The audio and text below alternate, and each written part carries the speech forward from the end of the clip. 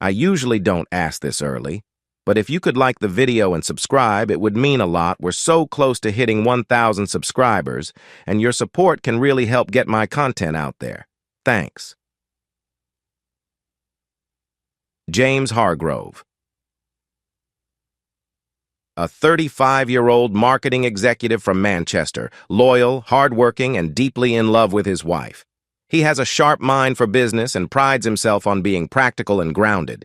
His steady nature contrasts with the emotional whirlwind that will soon engulf him.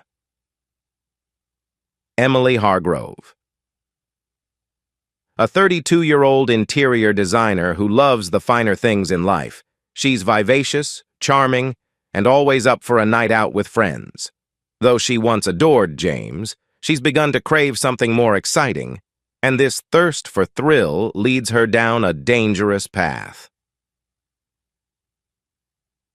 Mark Walters. A 38-year-old wealthy businessman who thrives on adventure and risk. He's charismatic, handsome, and manipulative, knowing exactly how to woo women like Emily. He exudes confidence, and his forbidden allure is what draws Emily toward him.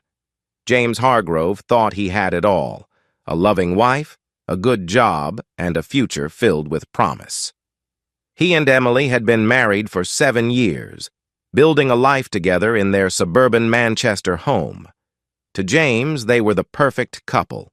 They laughed together, traveled when they could, and shared their dreams of starting a family soon.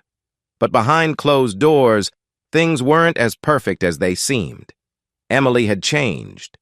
What was once spontaneous passion turned into routine, and the connection they had in their early years now felt like a distant memory.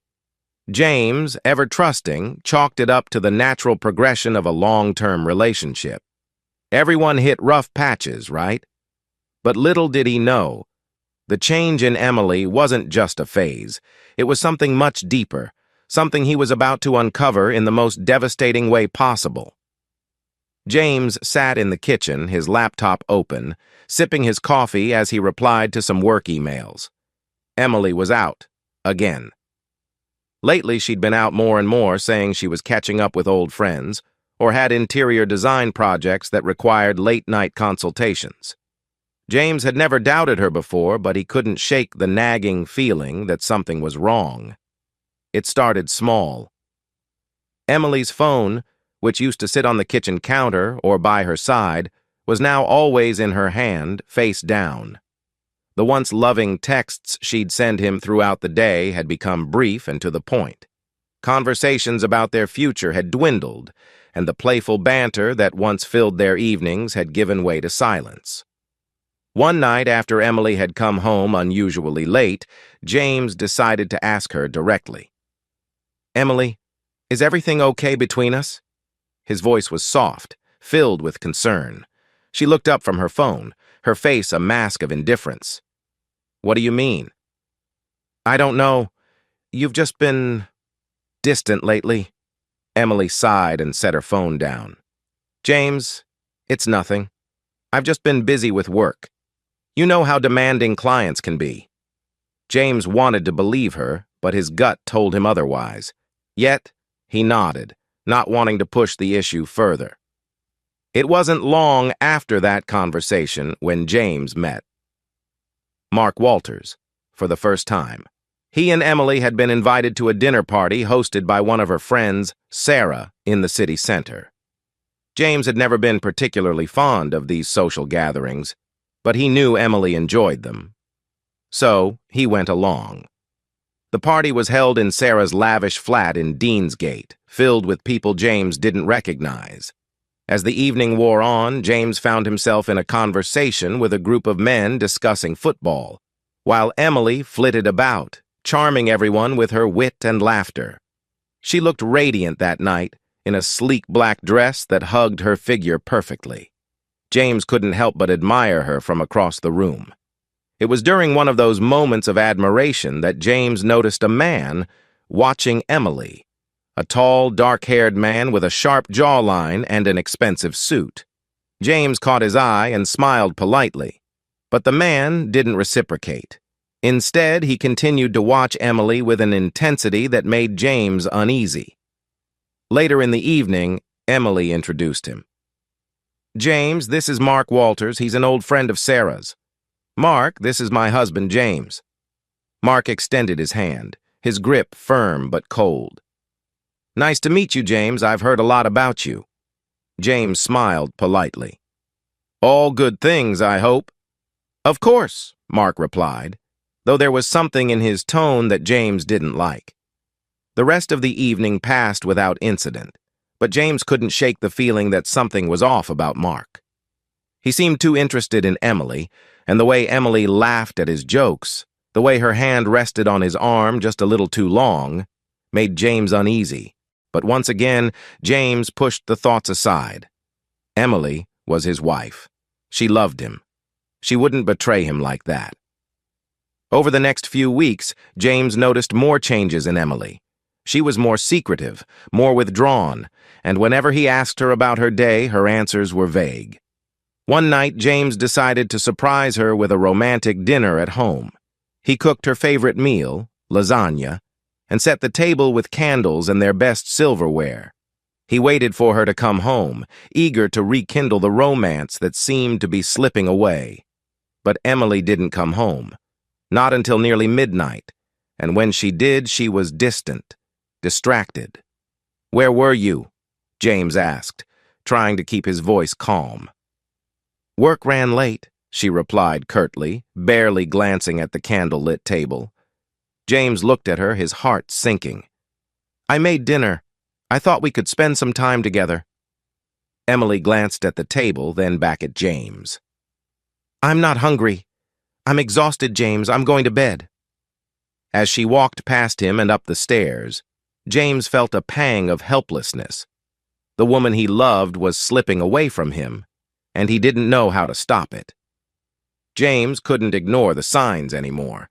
He didn't want to believe that Emily was cheating, but the evidence was mounting. She was gone more often, her affection had cooled, and every time Mark Walters' name came up, she seemed to light up in a way she didn't with him anymore. One evening, while Emily was out working late, James decided to check her phone. She'd left it on the counter while she was in the shower. His hands trembled as he picked it up, his heart pounding in his chest. He unlocked the phone, feeling a pang of guilt, but his suspicions were confirmed almost immediately. There were messages from Mark, flirty, suggestive messages that made James feel sick to his stomach. Mark: "I can't wait to see you tonight. That dress you wore last time, wear it again. It drives me wild." Emily: "I was thinking of something a little more daring tonight." James stared at the screen, his hands shaking, bile rising in his throat.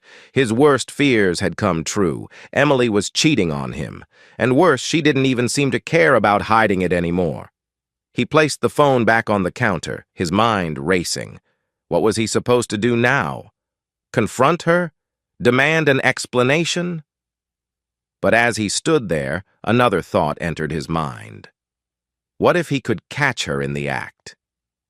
The night that everything changed was a cool autumn evening, much like any other. James had come home earlier than usual, feeling uneasy after discovering those messages. He didn't want to confront Emily just yet. He wanted to see for himself, to confirm what he already knew deep down. As he approached their house, he noticed that the bedroom light was on, a soft golden glow spilling through the blinds. James parked the car and sat there for a moment, his heart pounding in his chest. Something felt off. He stepped out of the car and walked toward the house, keeping to the shadows. When he reached the side of the house, he looked up at the bedroom window, and that's when he saw it. Through the small gap in the curtains, James saw Emily standing in front of the mirror, wearing a lingerie set he'd never seen before. She was laughing, her head thrown back in a way that made James's stomach twist with jealousy and pain. And then he saw Mark. He was sitting on the edge of the bed, watching her with a smug smile on his face.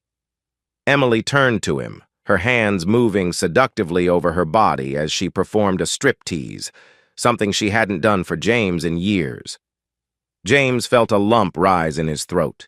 His hands clenched into fists. His entire world shattered in that moment. The woman he had loved, the woman he had trusted with his heart, was giving herself to another man right in their own bedroom. He couldn't move, couldn't breathe. All he could do was watch as Emily removed her lingerie piece by piece until she stood naked in front of Mark, who reached out to touch her. That was enough. James turned away, his heart racing, his mind a whirlwind of emotions. Anger, betrayal, sadness, disbelief. It all hit him at once, a wave of pain that left him breathless. James didn't confront them that night. He couldn't. Instead, he drove to a hotel and checked in, his mind numb with shock. He couldn't believe what he had seen. The woman he had loved for so long, the woman he had built a life with, had betrayed him in the most intimate way possible. The next morning, he went home, packed a bag, and left a note for Emily. "I know everything. Don't bother coming after me." And just like that, James walked away from the life he had built with Emily. He didn't know what the future held, but he knew one thing for sure. He could never go back to the way things were. Thank you for reading this heart-wrenching tale of betrayal, heartbreak, and the courage to walk away from a toxic relationship.